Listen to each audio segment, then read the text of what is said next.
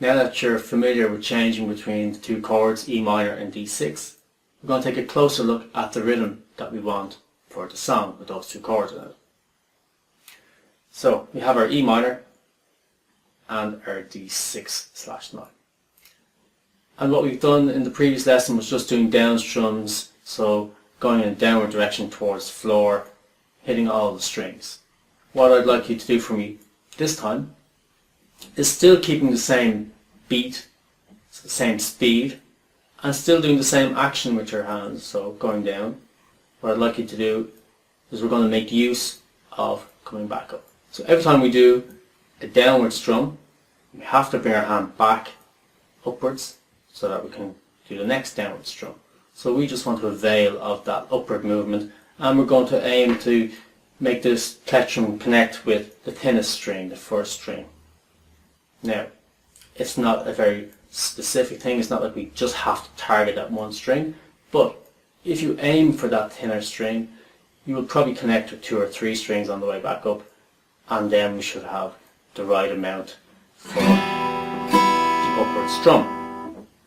We want the upward strums to be a little bit lighter than the downward strums. So the downward strums are on the beat, so they're good and strong, and we want these upward strums to be a little bit lighter, so we're not going to connect with all the strings coming back up. So let's give that a try. So I'm going to count to 4 so we can start at the same time. After 4, 2, 3, 4. We have our E minor. 2, 3, 4. Then change. 4. Back to E minor. 2, 3, 4. Then change. 2, 3, 4. Okay. Was that changing a little bit difficult? If so, just stick with the one chord, or if your fingers are sore, you don't even have to hold down the chord just to get used to that movement, so the downward and upward movement. So we'll try it with just the E minor chord. I won't change chords, we'll just stay on that one chord and we'll just practice getting that movement right. And then we'll go back to adding in the second chord. So we have our E minor, so after 4 together, 2, 3, 4, E minor.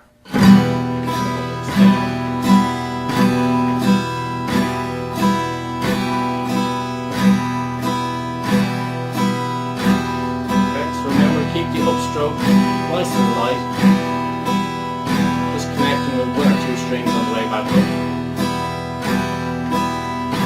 And again, very important that the downward strums are on the beat, so nice and strong.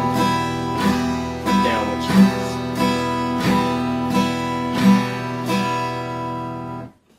Okay, so make sure you practice that so that your right hand can do it really automatically without thinking, and then you can focus a little bit more on your left hand, so moving the chords. So that will probably require a little bit more of your attention.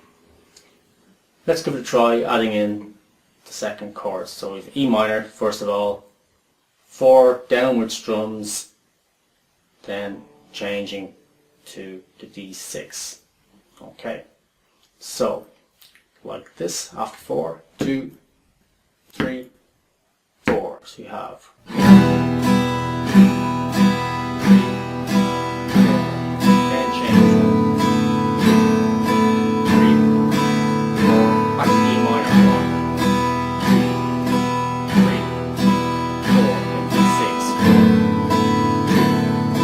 3, 4, back to E minor 1. And change. 1, 2, 3, 4. Back to E minor. 2, 3, 4. Okay, let me leave it there. Now, did you remember to include the upstroke after the 4th down strum?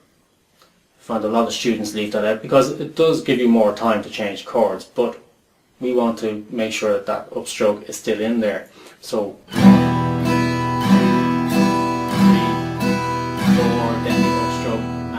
changing chords. Okay. try to avoid the temptation of moving your fingers, your left hand fingers, too early. So we don't want something like this. 2, 3, 4, 1,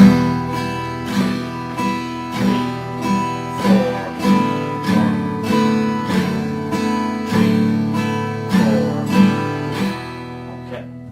Now you might argue that in this song maybe it doesn't sound any different, but we want to get into the habit of making sure that we keep our fingers in position until the very last moment, and then changing our fingers so that they arrive in time for the first beat of the next chord.